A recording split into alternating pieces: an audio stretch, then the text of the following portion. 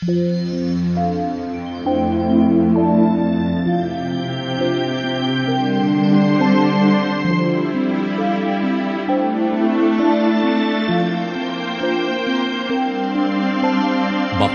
ang bumabasa at ang nangakikinig ng mga salita ng hula at tumutupad ng mga bagay na nangasusulat doon, sapagkat ang panahoy malapit na.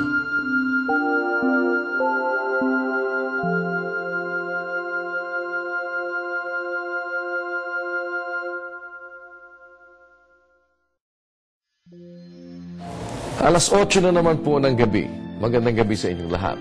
Dito po sa UN Television, ito ang ating nakaugalian. Tuwing sumasapit ang ganitong oras, tayo ay nagbibigay ng panahon para magbasa ng mga talata ng banal na kasulatan. Isang napakahalagang bagay sa ating buhay na magkaroon tayo ng inputs na galing po sa mga salita ng Diyos. Dahil sa napakarami ng nababasa ngayon, nandyan po ang iba't ibang mga babasahin, iba't ibang mga libro na ginawa ng kung sino-sinong mga author, at ganoon din naman maging yung mga babasahing hindi nakapagbibigay ng magandang isipin sa atin.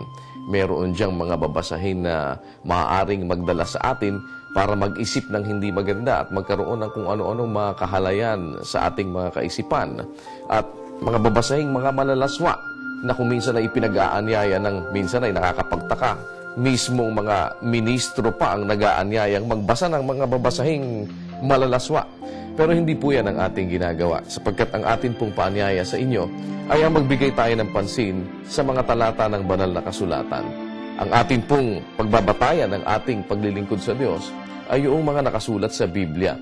Kaya mahalaga na hindi tayo basta't magpadala at magpaloko sa mga nagsasabing sila ay nagpapahayag ng mga salita ng Diyos.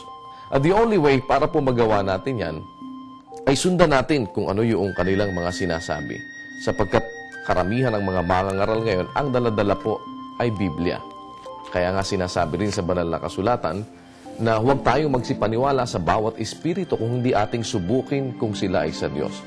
At yan po ay magagawa natin sa pamamagitan ng atin po namang pagbibigay ng panahon para subaybayan at tugay-gayan ang lahat ng mga nakasulat sa Biblia. Yan ang ating ginagawa. At sa gabing ito ay pagpapatuloy po natin ang ating pagbabasa ng mga talata ng banal na kasulatan. Narito po ang pagpapatuloy sa ating mga inumpisahang talatang binabasa. Lucas Kapitulo 3. Nang 15 taon nga ng paghahari ni Tiberio Cesar, na nooy gobernador sa Judea si Poncio Pilato, at tetrarka sa Galilea si Herodes, at ang kanyang kapatid na si Felipe ay tetrarka sa lalawigan ng Iturea at Traconite, at si Lisanias ay tetrarka sa Abilinia. Nang kasalukuyang mga pangulong saserdote si Anas at si Caifas, ay dumating ang salita ng Diyos kay Juan, anak ni Zacarias, sa ilang. At siya'y napasabuong lupain sa palibot-libot ng Jordan, na ipinangangaral ang bautismo ng pagsisisi sa ikapagpapatawad ng mga kasalanan.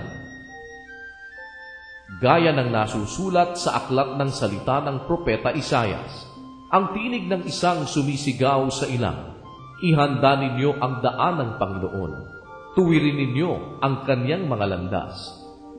Lahat ng libis ay tatambakan at pababain ang bawat bundok at burol, at ang liko ay matutuwid, at ang mga daang baku-bako ay mga papatag. At makikita ng lahat ng laman ang pagliligtas ng Diyos. Sinasabi nga niya sa mga karamihang nagsisilabas upang magpabautismo sa Kanya, kayong lahi ng mga ulupong, sino ang sa inyo'y nag-udyok upang tumakas sa galit na darating? Kayo nga'y mangagbunga ng karapat-dapat sa pagsisisi, at huwag magpasimulang magsabi sa inyong sarili, si Abraham ang siya naming ama, sapagkat sinasabi ko sa inyo na makapagpapabango ng Diyos ng mga anak ni Abraham maging sa mga batong ito. At ngayon pa'y nakalagay na ang palakol sa ugat ng mga punong kahoy. Ang bawat punong kahoy nga na di nagbubunga ng mabuti ay pinuputol at inihahagi sa apoy. At tinanong siya ng karamihan, na nangagsasabi, "Ano nga ang dapat naming gawin?" At sinagot niya at sinabi sa kanila, "Ang may 2 tunika ay magbahagi sa wala, at ang may pagkain ay gayon din ang gawin." At dumating naman ang mga maniningil ng buwis upang mangagpabautismo. At sinabi nila sa kanya, "Guro, anong dapat naming gawin?" At sinabi niya sa kanila, "Huwag na kayong sumingil pa ng higit kaysa utos sa inyo." At tinanong naman siya ng mga kawal na nangagsasabi, "At kami, anong dapat namin